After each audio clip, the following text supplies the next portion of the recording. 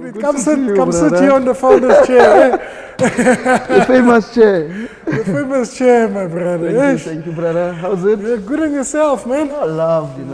Yeah. It's always good to see you. Always good, my brother. Thank you very much for accepting, No, Thank you. Let's do this, brother.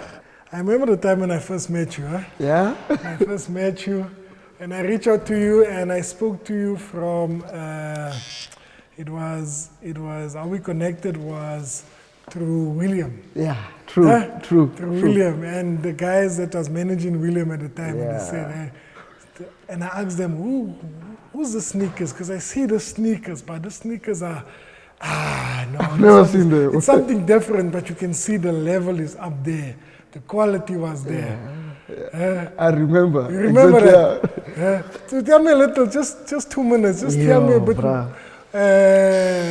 Monosi, who's Monosi?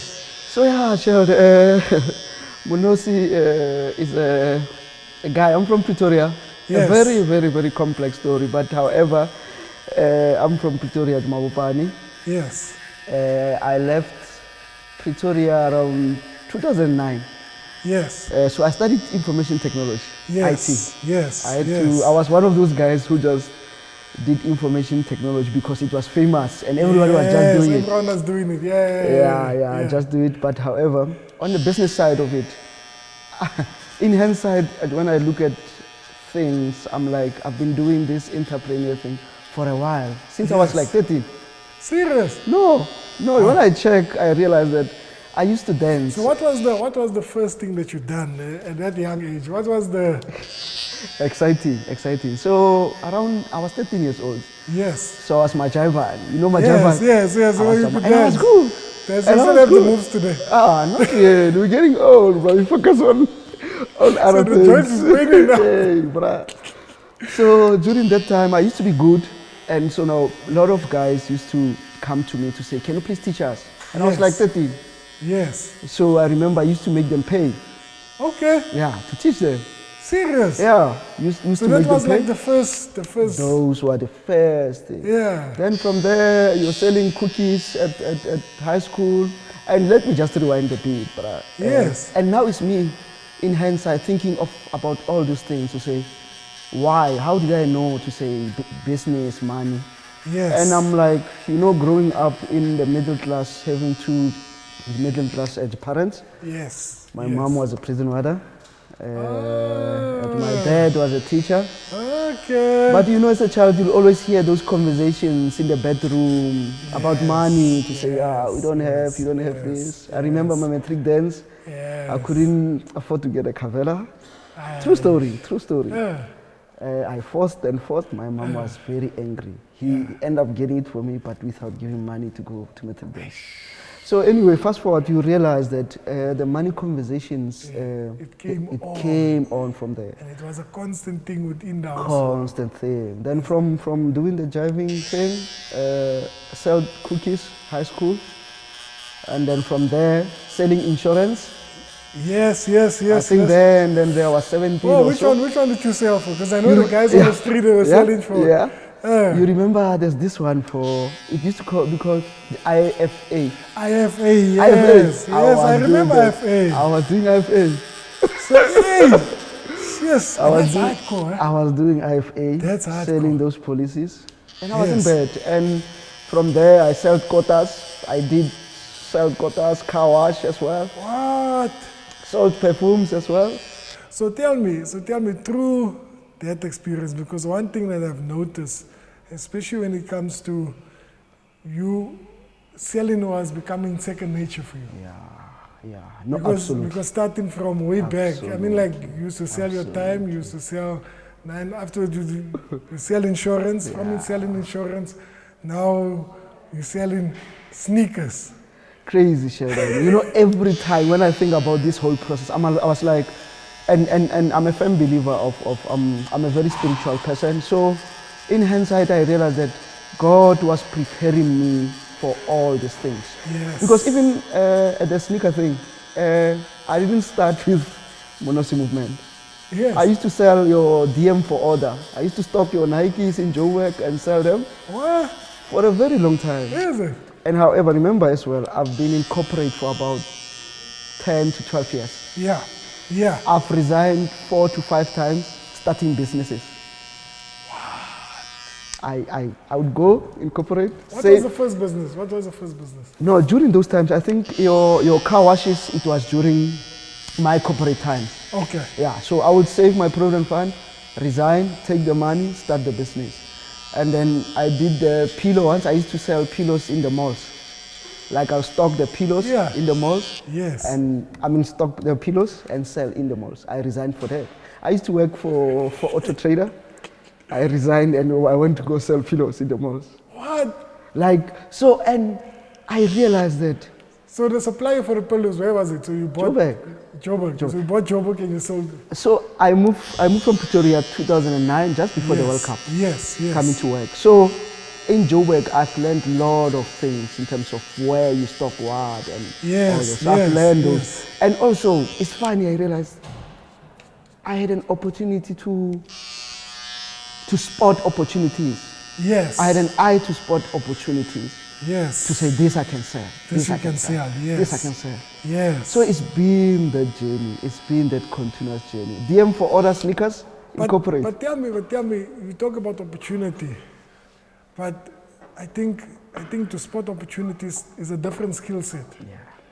Because now you're looking at something that might seem mundane to someone else. Yeah. How did you do that? Because that's a different skill set. Yeah. Maybe it can come second nature to you, but how did you get through that? Yeah. To be honest with you, Sheldon, I think, like I said, from the family, and then and mind you, it's not like my family were poor or what. No, we're not poor. Yes. But you could see that the salary of my parents would take 2 days and all that. So that's the first thing. Yeah. And the second thing is, like I said, I've studied IT, but I wasn't strong in terms of IT. I didn't like IT. Yes. Even in corporate, I wasn't the best guy. I know. And I knew that I'm not going to push here and go study further. I remember with my other friends were going, in IT, you can easily be able to make money and get more in terms of the salary. How so? You just do the certification for Microsoft, all those things, then you get more money. It's like just build up from there. Exactly. I remember my friends were earning 100K, 80K and all that. And I was still on your 20s, 20K, but I knew that I'm not going this route. So you didn't want to get caught in the rat race. Because that's the rat race, basically. That when people are talking about the rat race, that's because you're just chasing the next thing. And I was in IT, exactly what you're saying, because once you're able to do Microsoft, or you're able to do SAP, for example, or you're able to do there's different software developments, then things just become more complicated. You do back end, you do front end, you understand, then you're able to progress from there. But you said, no, you're not going to do that. That's not going to be. No, luckily as well, and I think 2 things, Sheldon. One, I think after, maybe I haven't told you this, I lost my parents.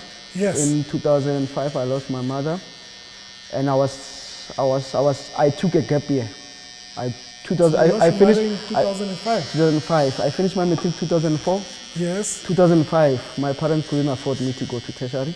Yes. I took a gap year. I remember I used to work in mines and a lot of things. But however, and then at 3 years to 4 years after more, I lost my dad. I think also that's when I realized to say, I don't have any backup. So my siblings, at this current moment, you don't have any, there's no parents. And it's funny because many people think I'm a cheese boy, I've got backup, I've got what. And so that's when I realized, no, both my parents. But I think that was a turning point for me. That just changed things around. To say, you know what, my siblings as well, I realized that. And the funny story as well, and it's funny, we were speaking briefly about this. My name, Monosi, was my great-grandfather's name.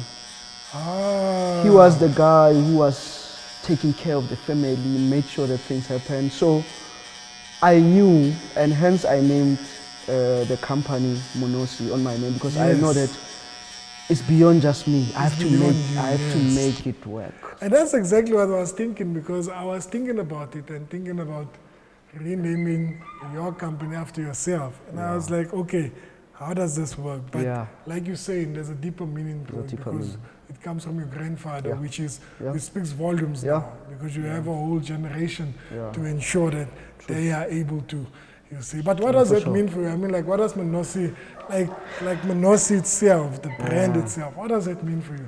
Yo, brother, it's like you've said, Sheldon. It's deep for me. Yes. It's deep. So you'll see as well when you look at our logo. Yes. You'll see the M for Monosi has a South African map on it. Yes. So I remember after I resigned, before I resigned in 2019, I was like, what am I going to name this company? Like Monosi. Yes. I've already explained the Monosi part. And I was like, you know what, this is going to be big. I knew that Yes. it's going to be big. Not that we are big now, but I said, but no, man. It's not enough only to do this only for me. Yes. Then I realized that I want to contribute to my country. I love my country so much. Yes. Hence the map of South Africa. South Africa, yes. I was like, you know what? Yes, we want to go international and all that, but our country. Yes. I'm more a firm believer of saying we cannot always see things in overseas, or we cannot every time want validations from overseas. I was like, Yes. my country itself, I want something to stand out Yes. here. Yes. So that's the reason for the map on the M. And also I was like, okay, but my country and me as Monosi, is that it? And something said, no, actually, it's for the people, hence the movement. That's why it's for the people. Yeah, yes. We want to create a movement. Yes. Everything we do, from the staff that we hire, that we work with, to the product that we create, it has to be a movement. It has to be that. So yes. it's deep. It's Yes. deep. It's deep, brother. It's deep, brother. Hence the way we do every little thing. We are patient in everything that we're doing. It's been 5 years now? 5 years, but yeah. we are patient. So it's so deep. It's beyond me. Tell me, there's one thing that you know, like that I'm so observant when I notice something. You understand? And we spoke about this recently. And we spoke about it, and the one aspect that is a great asset to you, which is you as a person. Me personally, I do believe that it's humility. And how does that humility, why do you think it's so important to have that humility as a person? Because I mean, just looking at Monosi now, Monosi is gaining momentum, and there's traction, there's sales, there's online sales, and you can see things are happening. But the humility side of things, that for me is always humbling. How do you maintain that? Deep one, brother. And I think it's not an easy answer because I realize many things now in hindsight to say, how did you get here? And I realized that firstly, it's how I was raised. Yes. Honestly, my parents were very strict, and we grew up as Christians. And I think that I remember my parents used to blackmail me if I don't go to church. Every Sunday I have to go to church.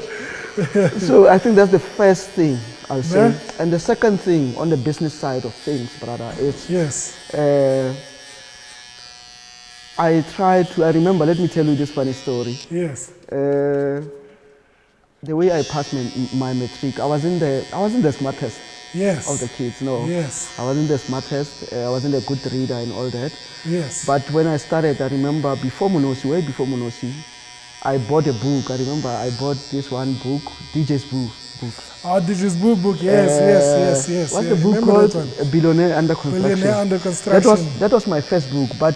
and it wasn't the leadership, because I know there was another leadership. Yeah. It wasn't that one, huh? So that was the first thing, and then after that, I remember now, during Monosi has 5 years now, I bought over 100 books. I have over 100 books of business. Of business. And most of my books are more autobiographies of founders. Okay. People who build great businesses, whether locally and internationally. Yes. So, and the third point is that I had a privilege to work in research companies doing the IT. I was responsible doing the data analysis. Okay. So my background of research as well in terms of corporate contributes towards. And now learning from these guys in terms of how they've built these massive businesses.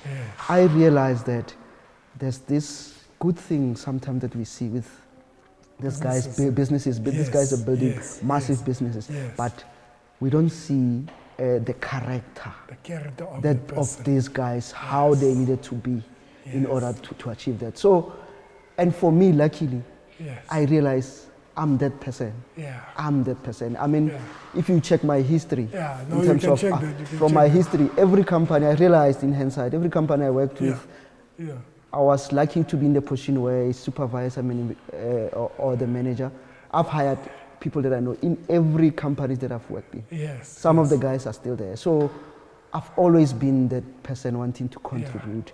Now, the point that I'm trying to make is that learning to say humility, what does it mean? At first, I didn't understand. But luckily for me, I realized there's a seed in me, I have it, to say, when things are good, don't think you are the king, you are the aim, because of God works in mysterious ways. Sometimes He takes the top ones, but the season. So that I realized. And the customers in South Africa humbled me in our business.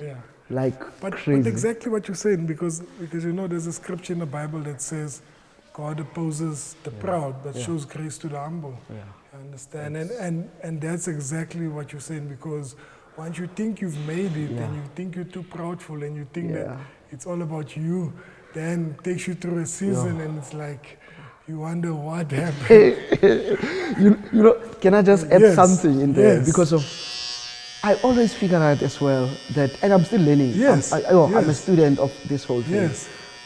Ego, because of it's ego, this thing. And I always say, I remember I was speaking to this friend of mine the other day.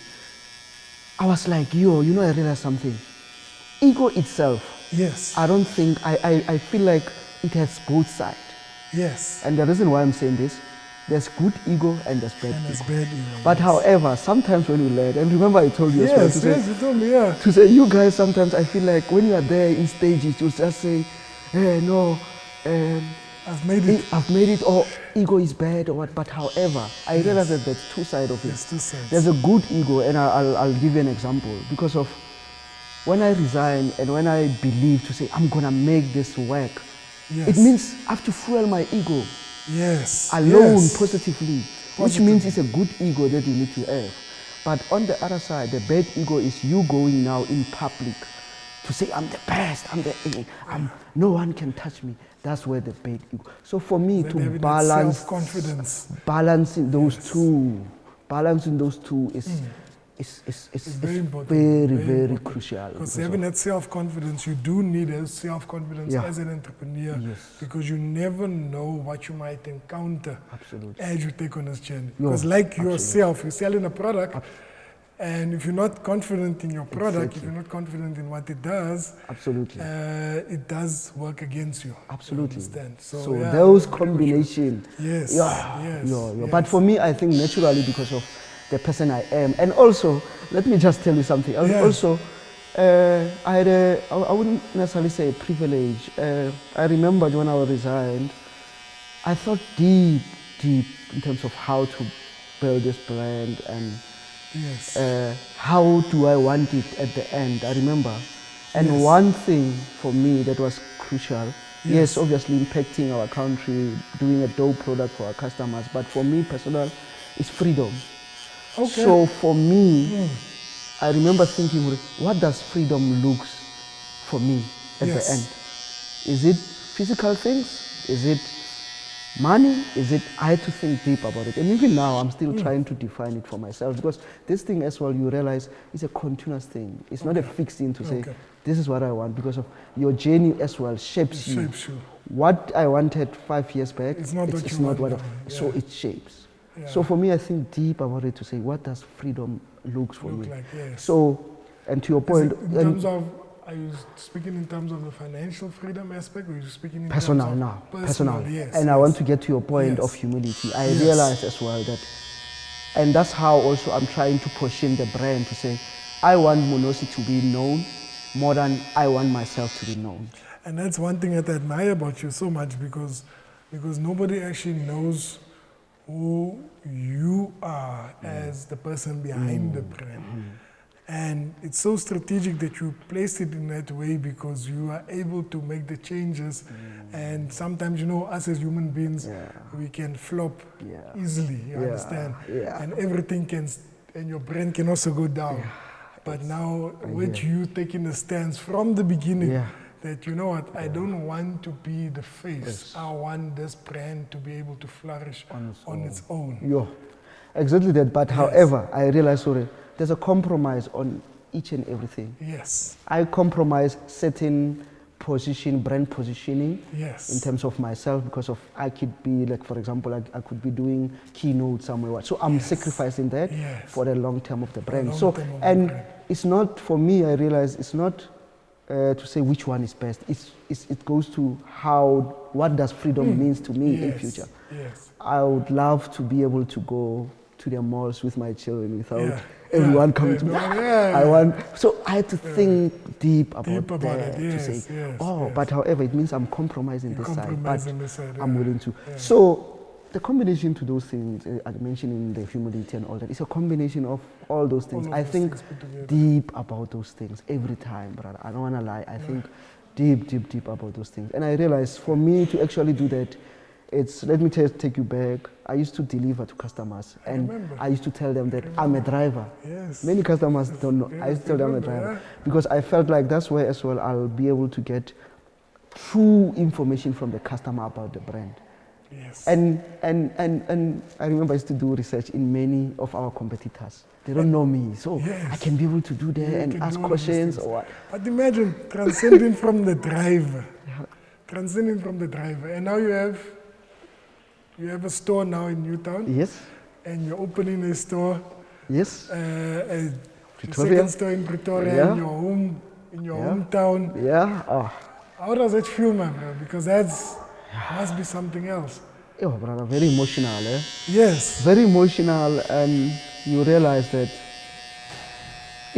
business is complicated, Sheldon. Yes. I think you guys need to tell us the truth. It's complex because there's a lot of moving parts in the business. I always like to tell the guys to say, I realize now to say, you know when you're still maybe entry-level entrepreneur, you think, I've got this product is good, it's gonna make good in the market. Good, fair enough. But as you grow, you realize that product is more 20% of the actual 100%, especially when you want to grow a brand and make it bigger. Sometimes as well, and also to that point, I always say, also know what type of entrepreneur you want. And my point is that not all businesses are meant to scale. Choose as well that, no, maybe you want to be a small business as part of shop. It's okay. It's fine. There's nothing wrong. But for me also, knowing that you want to build something so huge, you realize that product is just small piece of it. You have to get it right for sure, but there's other moving parts, the systems, the processes, the people. There's a lot of moving parts, especially when it gets to where we are now, where you want to make sure that it's corporatized. You're dealing with SARS, you're dealing with labor laws when you hire more employees. It gets complex. Just tell the people something that we were talking about the other day. You were making much more money. Yeah, I was saying that. Then now when you're corporatizing it. For sure. You make more money when you're still running it as a sponsor show. Yes. But the minute you start doing, but unfortunately, the growth that we envision, we have to pass through those. Yes. Understand that? But you have to go through. It's part of the phase. It's part of the phase, but also it's complex because of as well. We are one of the first generations in our families to do this thing. So it's not like there's a blueprint as well. That's so true. So the humility to try to balance those two, to say, I'm learning, I'm trying to make money at the same time, I'm trying to contribute to the society, I'm trying to build a proper product. They are moving at the same time. How difficult is that process? Because many people, especially looking from being the first generation, and I'm sure maybe in your case, as in my case, being one of the first generations to take the step and start something, go against the grain, go against the norm, because everyone is looking at, the older generation will look at how are we going to get the best jobs, and now we're starting something from scratch. How is that process, and what sacrifices did you have to make in order to? Brother, anyway, I like that, brother. it's so complex. It's funny. My favorite word these days is complexity. Things are complex. You Yes. know, when you are outside of things, when you see Sheldon Yes. opening a shop, doing what, you think things are easier. But Yes. I realize things are complex. So anyway, to your point, I think I was blessed enough to realize early to say, in my family, I remember before I resigned, I was like, I looked at my family and I was Yes. like, if I don't take this bullet, no one is going to take this bullet, Yes. which means my family is going to suffer for the longest time. For the So long time, yes. firstly, I figured it out to say, I'm the chosen one to change the game for my family. Yes. And secondly, Yes. You're the Joseph. You're the Joseph. You must say. you realize, no, You're you the Joseph realize, generation. you realize that. Yes. And secondly, I'm a firm believer in myself. I Yes. believe I have so much faith in God Yes. as well. Yes. And you can see it through my journey, resigning and doing all those things. Yes. And just to divert a bit as well, I always try to advise to the guys who are starting to say, the most critical thing that I've understood, I think it's of value when you start as well. Yeah. Understand yourself in terms of what type of person you are. And it gets to a point to say, I've got to understand that I'm a risk taker. Yes. That's why for me, resigning, taking all my prudent friends, I think I started with about 150. Yes. And before I resigned, I remember I bought an apartment. Yes. I even bought a car. Yes. Why? Because I operate better on high risk. Yes. For me, when I knew that when I have all these risks, I have to make it work. You have to make it work. So the point that I'm trying to make is that understand how you are wired, because we are wired differently. Yes. It doesn't necessarily mean if Monosi resigned, take the money, you have to do the same. Understand how you are But wired. what's Because the of, one risk that you took that you hold your head and you're like, I shouldn't have taken this risk? honestly, from me, I think let me tell you one thing. Yes. After losing my parents, both Yes. my parents, I built a thick skin to know that losing anything else wouldn't matter to me. Yeah, because the other day, Losing- yeah, I mean, like we spoke about this as well, and I mean, like you were in a terrible accident. Yeah. Tell me about the accident and the impact that had Yeah. on you as a person and as an entrepreneur. Yeah. You know, crazy thing, and luckily I think about this thing afterwards to say something that I felt that, and luckily that accident was so horrible, head-on collision with a truck, the petrol truck, head-on collision. collision. Yeah, head-on collision. But I came out, nothing, only Front, scratch, that was front, front then. front. Engine, truck, but no scratch, nothing, Yeah. just a scratch on my hand. And that's So you walked out like. out. The car, if I can show you the picture, You written showed off. me the pictures yeah. of the car. I mean, No, like, crazy. yeah, you must actually send it to our Yeah. producer so he can edit it. No, for sure. It's crazy. No, many people don't know. It's crazy. But that's when also I felt after to say, and one thing, because of I'm a positive guy now. Yes, I'm a yes. positive guy. I don't like being negative and what. Yes. So I try to look at on the positive side of things. Yes. And I felt that God, yes, it happening, but God was like, I'm playing small. I've been playing small. I've been playing small because of the following day, I was driving, I was going to close the deal, Cape Town Space.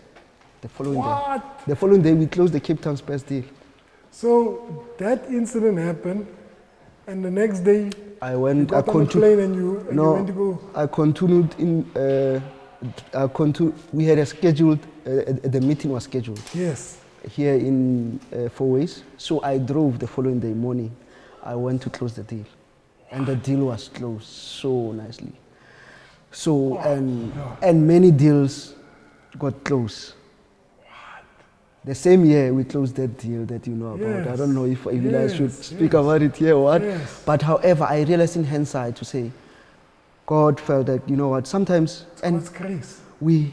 sometimes we're playing small. Yes. And sometimes bad things comes to our life to shape us, not to harm us. Yes. But sometimes we focus on the car to say, oh, I lost the car, but we don't focus on what's really happening here.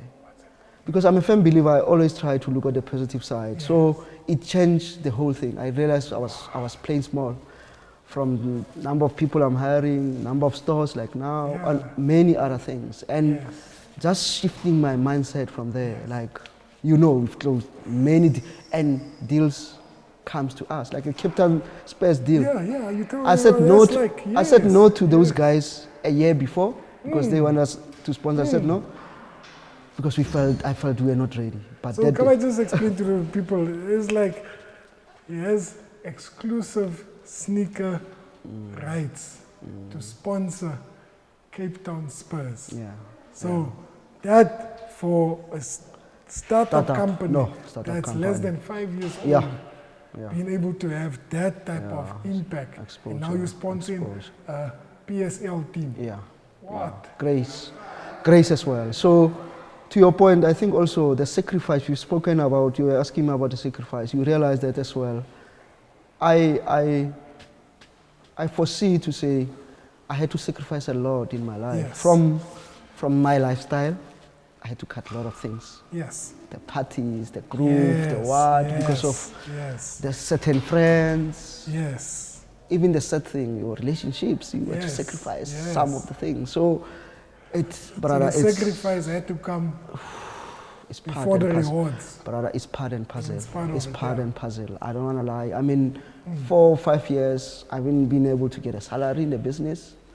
But when you check our numbers, it's crazy. To many people, I hardly speak about the numbers, but the numbers are crazy. But I was like, I knew that if I can start saying I'm getting a salary or what. Just to give me, and I know it's a bit, but if you can just give us plus minus your first year on online sales, because that's where we started. Yeah. First year in online sales, how much was it? Okay. The first year was 2020, I remember very well, and remember it was during COVID. Remember, I remember. I resigned 2019 October, prepared the business the remaining months, started online 2020 January, COVID hit, February, March, and it was, but however, those same things, because I'm positive, like I said, I always look at things on the positive side. That year, it wasn't a bad year for a trailer. I think we did about 980K the whole year in revenue. So, it's, I think that's when also, 980K the first year. And that's just to give people context, that 980K is just online sales. Just online, because we were solely online,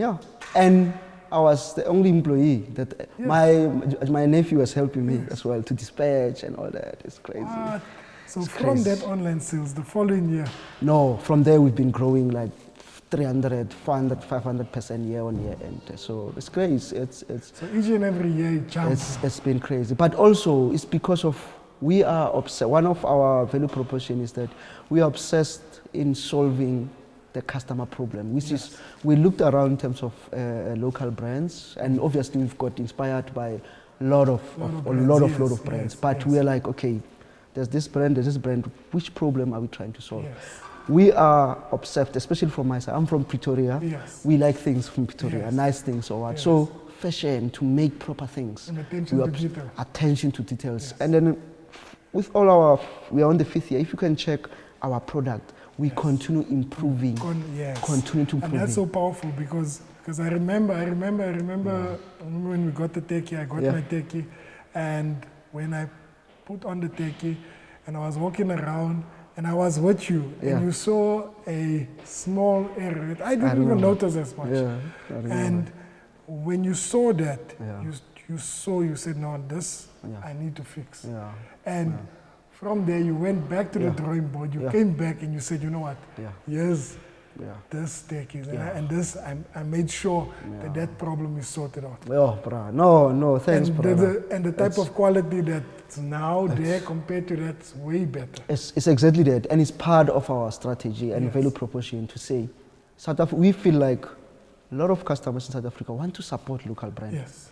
They tired of supporting traditional brands that they don't know the founders and all that. But however, I always say it's a 50-50 thing. Us and as founders of local brand as well, we need to listen to them to understand that it's not like they just want to pour their money emotionally to say, we shouldn't blackmail them emotionally to say, let's support local brand. We should come to a party to say, am I giving you the product that you really need in terms of the quality. Yes, I'm not up there with the highest quality, but am I showing the commitment to say, we are listening to you, we are hearing you, we're going to fix it. And sometimes it's that, hence the sacrifices of all those numbers that I was telling you. Yes. I understood that it has to go all back into the business.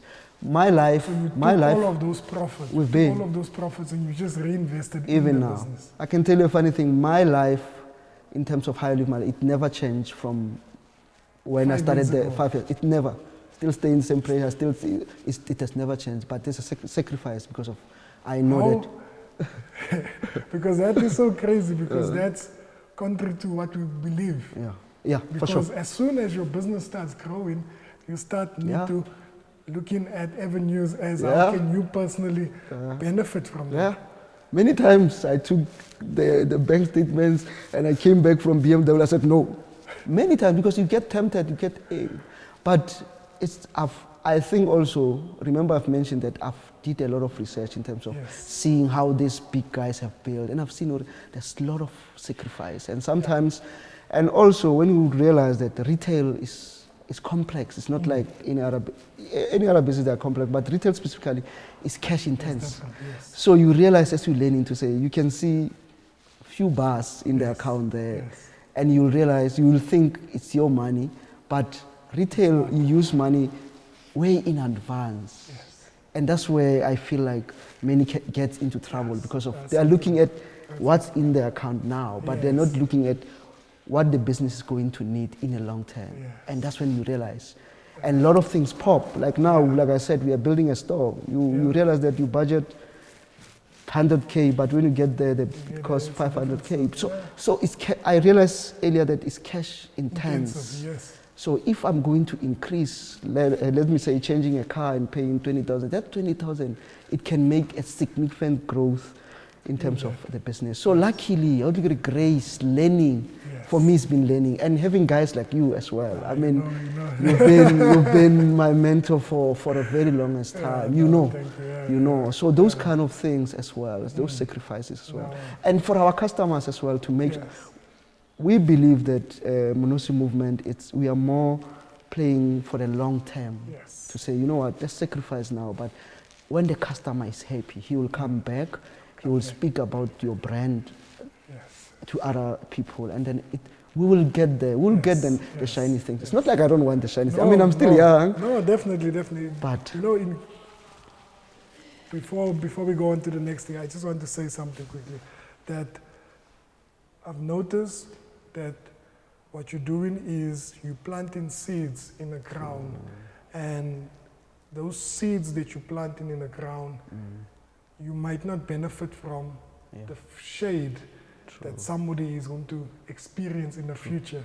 And maybe it might not be in your generation that you experience that fruits of that tree that you have planted, but the next generation will benefit from that. Spot on, brother. Spot on. That you are so spot on. You're doing that, and you're doing that consistently, and I applaud you for that. Thank you, brother. But it's not easy. I don't want to lie. It's not easy. Yes. It's very complex because of from your children as well. I mean, I'm not staying with them, so sacrificing the time, sacrificing a lot. It's a combination of many things. But luckily for me, and I always think about this to say the entrepreneurship. Are you born with it? Can you learn? Can you what? I think it's a complicated. There's no one answer to that. Yes. I think also it depends on the magnitude of how big or how impactful you want to your company to be. So for me, I understand that the magnitude is beyond me. My family, as we want to contribute to South Africa. We want to be. I mean,